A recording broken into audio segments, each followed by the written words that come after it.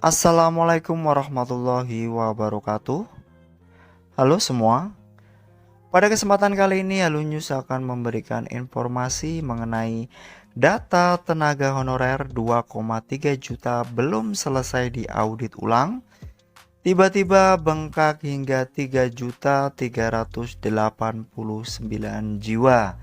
Dan berikut informasinya. Masalah data tenaga honorer di Indonesia semakin kompleks, terlebih dengan munculnya sebuah data perkembangan terbaru, yaitu data yang semula menunjukkan bahwa 2,3 juta tenaga honorer telah terdaftar dalam sistem Badan Kepegawaian Negara, kini mengalami peningkatan yang signifikan. Awalnya, data dari BKN memang menunjukkan bahwa sekitar 2,3 juta tenaga honorer telah terdaftar dalam sistem. Diketahui jika ada 2.355.092 honorer yang telah masuk ke pendataan BKN.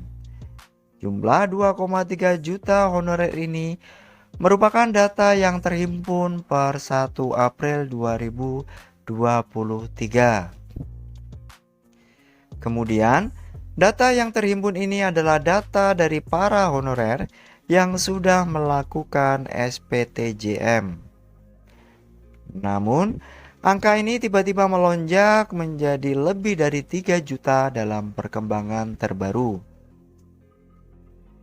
Sambil lalu, sebuah kejutan datang dari Dewan Perwakilan Rakyat Republik Indonesia yang mencatat angka tenaga honorer yang belum terdaftar mencapai 3 juta lebih.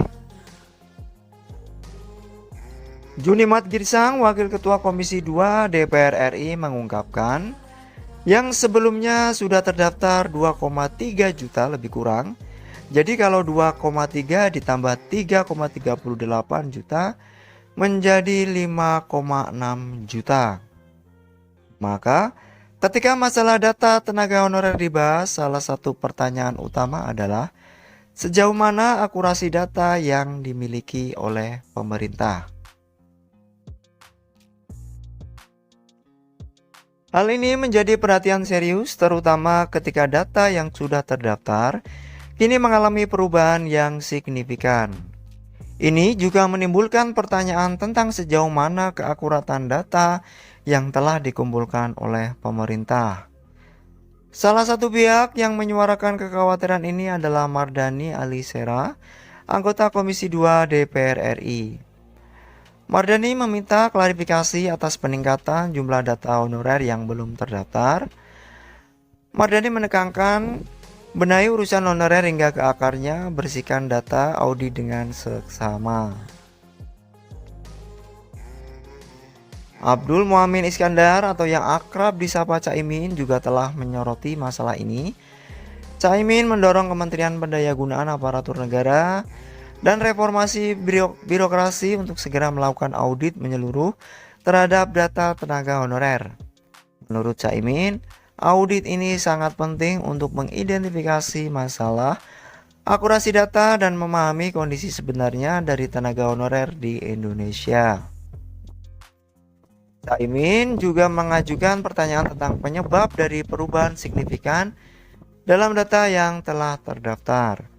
Ia mengatakan bahwa evaluasi perlu dilakukan untuk memahami mengapa masih ada data tenaga honorer yang belum dihimpun, terutama mengingat sebelumnya data tersebut telah tercatat.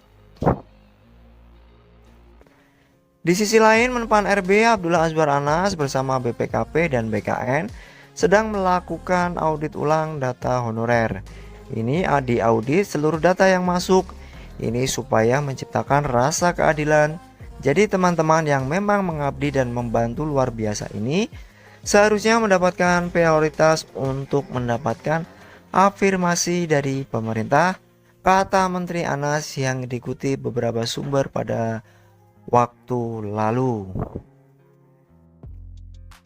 Alih-alih menyelesaikan audit data di tengah prosesnya, Mardhani sempat mengungkapkan Kalau 1 juta di antara 2,3 juta data yang masuk adalah fiktif.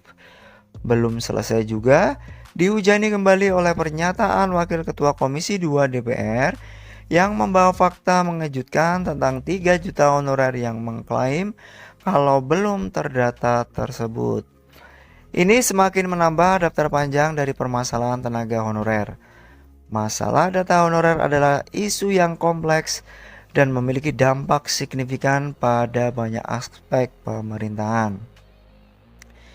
Dengan peningkatan yang tiba-tiba dalam jumlah data yang belum terdaftar, peran DPR RI dalam mengawasi dan memastikan akurasi data tersebut menjadi semakin penting. Klarifikasi dan audit menyeluruh atas data tenaga honorer diharapkan dapat membawa kejelasan yang lebih pasti. Selain itu, para honorer yang menanti sangat membutuhkan kepastian akan nasib mereka yang belum jelas juga. Para honorer ini butuh solusi konkret untuk keberlanjutan karir mereka. Tentu, demi juga memastikan bahwa nasib tenaga honorer ini terpenuhi syarat dan dapat diakui, serta mendapatkan hak-hak yang seharusnya. Demikian yang dapat kami sampaikan. Semoga bermanfaat bagi kita semua. Akhir kata, wassalamualaikum warahmatullahi wabarakatuh.